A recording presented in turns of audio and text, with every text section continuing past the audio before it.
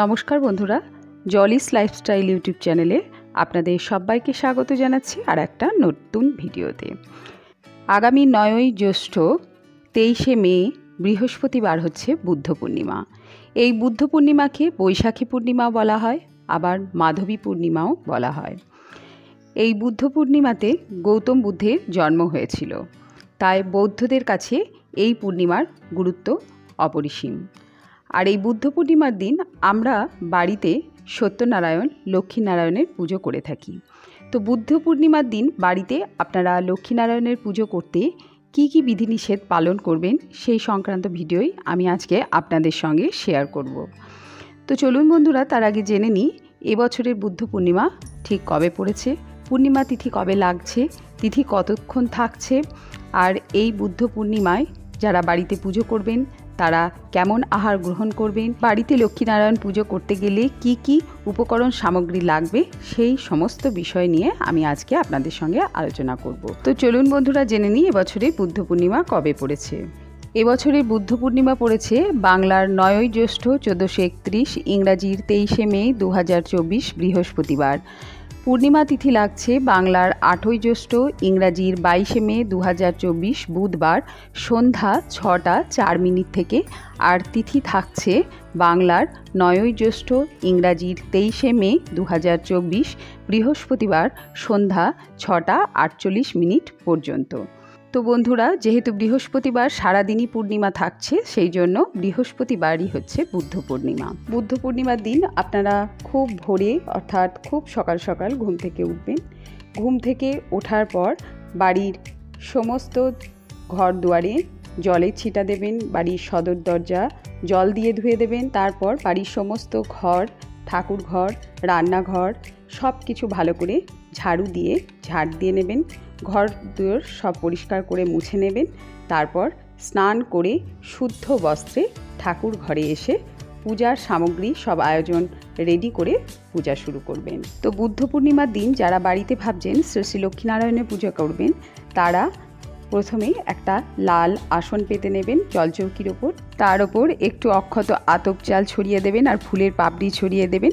তার উপরে লক্ষ্মীনারায়ণের একটা চিত্রপট স্থাপন করবেন।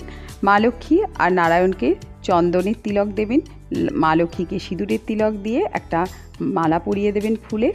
তারপর মা লক্ষ্মীর কাছে মা লক্ষ্মীর বাহন, আলতা, সিঁদুর, শাঁখা, নোয়া, সিঁদুরের একটা কৌটো রেখে দেবেন আর একটা জলশঙ্খ রেখে দেবেন। আর যেটা লাগবে সেটা হচ্ছে একটা ফুলের মালা, কিছু ফুল, নারায়ণকে দেওয়ার জন্য একটা শ্বেত পদ্ম আর মা লক্ষ্মীকে দেওয়ার জন্য একটা লাল পদ্ম লাগবে, পান পাতা লাগবে, আর গোটা একটা কলা লাগবে। এমনি প্রসাদের কলাও তো লাগবেই। আর লাগবে আমের একটা শাখা। এবার একটা ঘটে মঙ্গল চিহ্ন এঁকে জলপূর্ণ করে নিতে হবে। তাতে কিছু মঙ্গল দ্রব্য দিয়ে, সিঁদুরের ফোঁটা দিয়ে, আমের শাখা, পান আর কলা দিয়ে ঘট স্থাপন করতে হবে। ঘটের উপর ঘটাচ্ছাদন হিসাবে লাল চিলি বা গামছা আপনারা যা কিছু দিতে পারেন। এবার আসি ফল মিষ্টির কথায়। মরশুমি যে ফল পাওয়া যায় সেই সমস্ত ফল আপনারা গোটাও মাকে নিবেদন করতে পারেন, প্রভুকে নিবেদন করতে পারেন, আবার কেটেও বা বনিয়ে নিবেদন করতে পারেন।